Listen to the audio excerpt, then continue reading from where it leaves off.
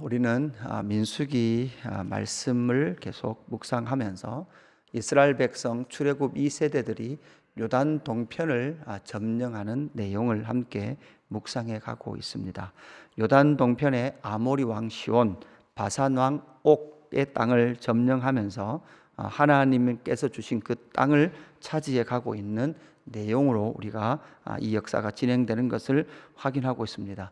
하나님의 백성들은 샬롬을 선포합니다. 그러나 하나님의 샬롬을 거부하면 무엇입니까? 전쟁입니다. 그리고 그 전쟁은 바로 우상을 섬기는 세상 나라를 향하여 여호와의 심판을 선포하는 그 전쟁이 되게 됩니다. 그래서 하나님의 복음은 하나님의 나라를 이 땅 가운데 세워가고 있다라는 것을 우리는 확인을 했습니다.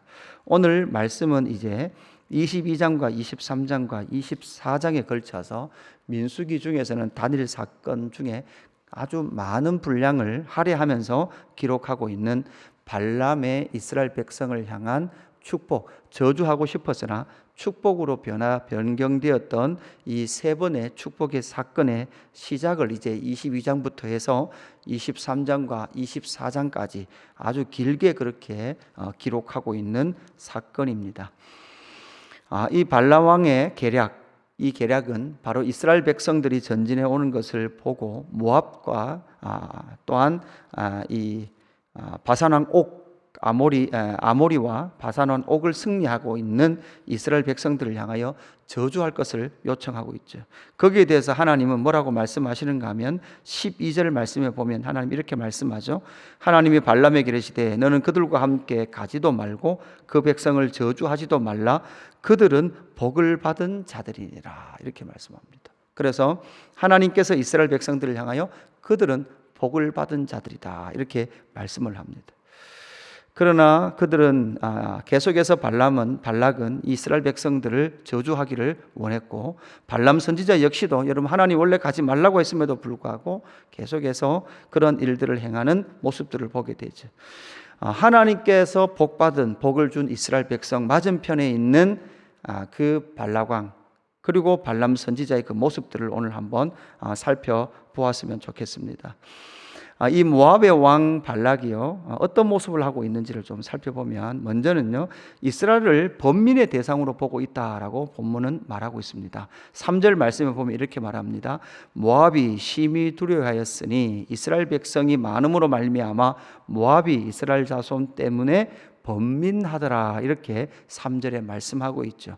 사실 여기서 번민하다라고 번역을 했지만 이 번역은 원래 의미는 혐오하다, 가증스럽게 생각하다라는 의미를 가지고 있습니다. 그러니까 지금 이스라엘 백성들이 애굽에서 나와서 광야의 여정을 거쳐서 요단 동편으로 올라오고 있는 이 소식을 계속해서 들었겠죠. 이렇게 계속해서 듣고 있었던 이 모압 왕 발락은 아모리 왕 시온, 바산 왕 옥으로부터 승리했던 이스라엘 백성들의 모습을 보면서 번민도 하지만 또한 뭐도 하고 있다? 혐오하고 있는 거죠. 혐오하는데 어떻게 혐오하고 있습니까? 풀을 뜯어먹고 있는 소 취급을 하고 있는 거죠. 이 백성들이 다 이 땅을 뜯어먹을 것이다 이렇게 생각을 하고 자신을 공격할 것이다 라고 그렇게 생각을 하고 있습니다. 그러나 우리는 알고 있습니다. 여러분 하나님의 나라 백성은 하나님의 군대는 전쟁을 먼저 합니까? 복음을 먼저 선포합니까? 샬롬을 먼저 선포하죠.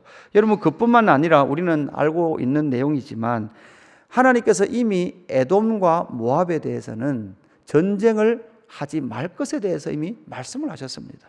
여러분 우리가 알듯이 에돔은 누구의 후손이었습니까? 에서의 후손이었습니다. 그래서 너희의 형제이기 때문에 너희는 그들과 전쟁하지 말라.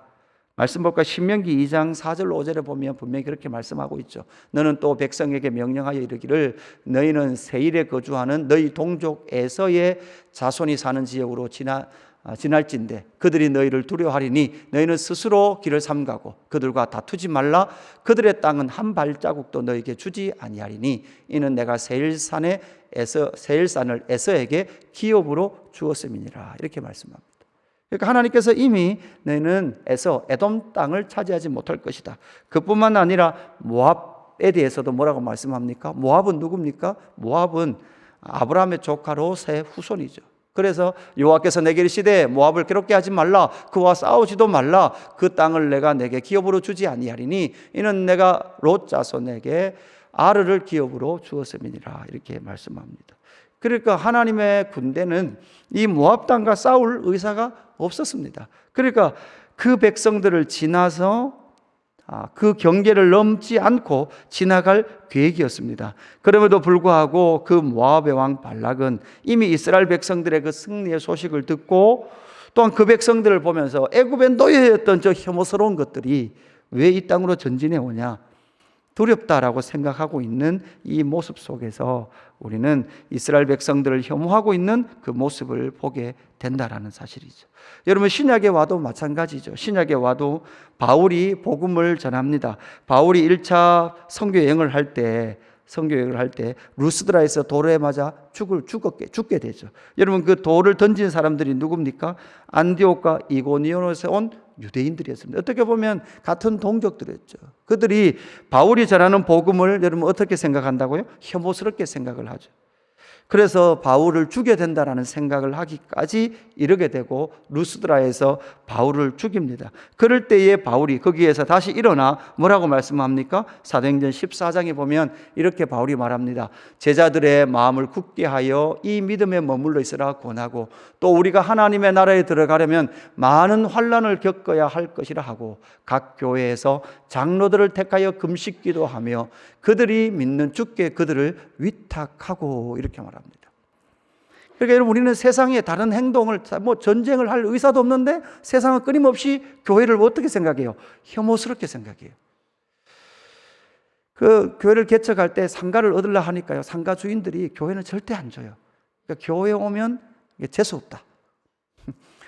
그 증거가 뭡니까? 증거가, 그죠? 저희 건물을 이제 팔았던 주인이요, 이게 한 3년 같이 있었거든요, 1층에. 그러니까 자기도 부동산, 그분은 절에 다니는데 3년 같이 있고 혁신도시에도 건물을 한 3개 지었어요. 그래서 저한테 전화가 왔더라고요. 아이고, 목사님 상가가 안 나가는데 주변에 목사님들 좀 소개시켜 주세요. 그러니까 자기가 참 힘들었는데 요 유라에 있었던 저희들이 들어간 건물을 다 분양했어요. 그러니까 그때부터 좀 이렇게 살기가 좋아져가지고 교회가 들어오니까 복 받더라는 거예요. 그러니까 이걸 좀 알았으면 좋겠는데 왜 자꾸 교회에다가 세를 안 주는지, 건물을 안 주는지 모르겠다고 그렇게 이야기하더라고요. 그러니까 모르니까 혐오하는 거예요. 이것처럼 하나님의 백성 이스라엘을 모압의 왕은 지금 번민하고 있고 혐오하고 있더라라는 것이죠. 두 번째, 그들의 태도의 문제는 무엇입니까? 여러분 6절 말씀을 보면 이런 말씀이 나오죠. 우리보다 강하니 청하건대 와서 나를 위하여 이 백성을 저주하라. 내가 혹 그들을 쳐서 이겨 이 땅에서 몰아내리라. 그대가 복을 비는 자는 복을 받고 저주하는 자는 저주를 받을 줄을 내가 알미니라. 이렇게 말합니다. 그러니까 복을 받고 저주를 받는 것이 누구 손에 있어요? 그대의 손에 있어요. 이 그대는 누굽니까? 발람이죠. 그러니까 발락 왕이 생각하기에 복과 저주는 누구의 손에 있다? 발람에게 있다. 발람 선지자에게 있다라고 생각하는 거예요. 그러나 여러분, 복을 비는 자는 복을 받고 저주하는 자는 저주를 받게 될 것이다 라는 이 말씀이 여러분 원래 어디에 나옵니까? 출애굽기 창세기 12장에 하나님께서 아브라함을 부르면서 하나님의 백성이었던 너희가 복을 비는 자는 복을 받게 될 것이고 너희가 저주하는 자는 저주를 받게 될 것이다 라고 말씀했던 그 말씀이 생각이 나죠. 하나님께서 아브라함을 부르면서 아브라함에게 주신 하나님의 권세가 무엇입니까? 바로 복과 저주의 사상이 바로 이스라엘 백성들에게 있는 거죠. 하나님의 백성들에게 무엇이 있습니까? 복과 저주의 축복이 하나님께서 허락하신 그 범위 내에서 그 백성들 가운데 있었음에도 불구하고 지금 이 발락 왕은 발람 선지자에게 그 권세가 있다라는 착각을 하고 있는 것이죠. 하나님께서 하나님 백성들에게 부여하신 것, 그것은 무엇입니까? 내가 너를 통하여 모든 민족이 복을 받게 하는 것이죠. 그래서 하나님의 복을 거부한 자들은 무엇가 됩니까? 저주가 됩니다. 그래서 하나님께서 이 백성을 조성하신 이유가 무엇입니까? 아브라함과 이삭과 야곱과, 그리고 그 야곱의 12아들이 이스라엘이 되고 애굽에서 430년 동안 종살이 하면서 250만이라는 큰 민족을 이루게 하셨습니다. 그리고 그 큰 민족을 하나님의 약속의 땅에 들여보내서 하나님께서 하신 그 놀라운 역사를 보여서 모든 민족이 복을 얻게 하기 위해서 이 일을 해오고 계신데, 바로 이 발락왕은 발람 선지자가 그 일을 하고 있다라고 생각하고 있었던 것이죠. 아닙니다. 하나님의 백성들이 복과 또한 하나님의 복을 인정하지 않는 자들에게 저주를 선포하는 백성이다라는 것을 우리에게 확인시켜 주는 거죠. 마지막 하나는 무엇입니까? 이 발락과 발람 선지자. 발람 선지자는요, 돈을 위하여 움직이고 있다라는 것을 우리는 확인해야 합니다. 7절에 보니까 모압 장로들과 미디안 장로들이 손에 복채를 가지고 이렇게 말하죠. 그러니까 한 거리로 보면, 이게 자료로 보면 한 600km 정도 떨어졌다 그래요. 상당히 먼 거리죠. 복채를 가지고 갑니다. 하나님께서 분명히 가지 말라고 합니다. 이 발람 선지자가 하나님을 섬긴 건 아니죠. 그러나 하나님께서 이런 특별한 은총을 통해서 발람에게 말씀을 하시는 거죠. 그가 가지 않겠다, 하나님 가지 말라고 말함에도 불구하고 또다시 더 높은 고관과 더 많은 사람들을 보내죠. 그럴 때 18절 말씀에 보면 이렇게 말합니다. 발람이 발락의 신하들에게 대답하여 이르되 발락이 그 집에 가득한 은금을 내게 줄지라도 내가 안 갑니다. 여러분, 이렇게 말하는데 속에서 발람의 속마음이 약간 드러나죠. 발람의 속마음이 약간 드러나요. 발락 왕의 가득한 은금을 내게 줄지라도, 이 말을 한다는 말은 혹시라도 더 주면 못 할 수 있다는 거예요.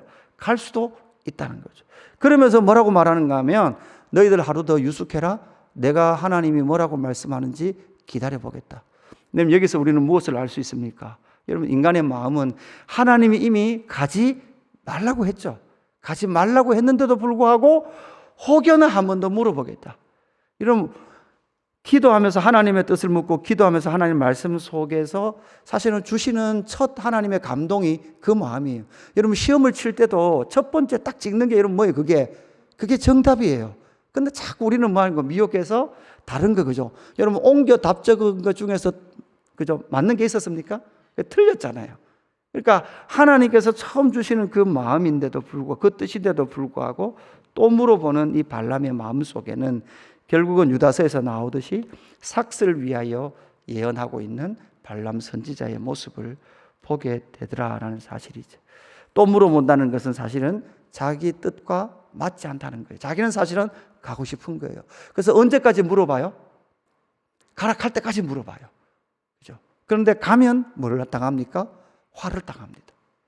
오늘 하나님 말씀을 통해서 바로 이 발람 왕과 발락 선지자의 이 태도를 통해서 하나님께 어긋난 그 모습들을 발견하고 오늘 이 하루도 하나님의 백성의 삶을 살아가는 저와 여러분 되기를 주님의 이름으로 축복합니다.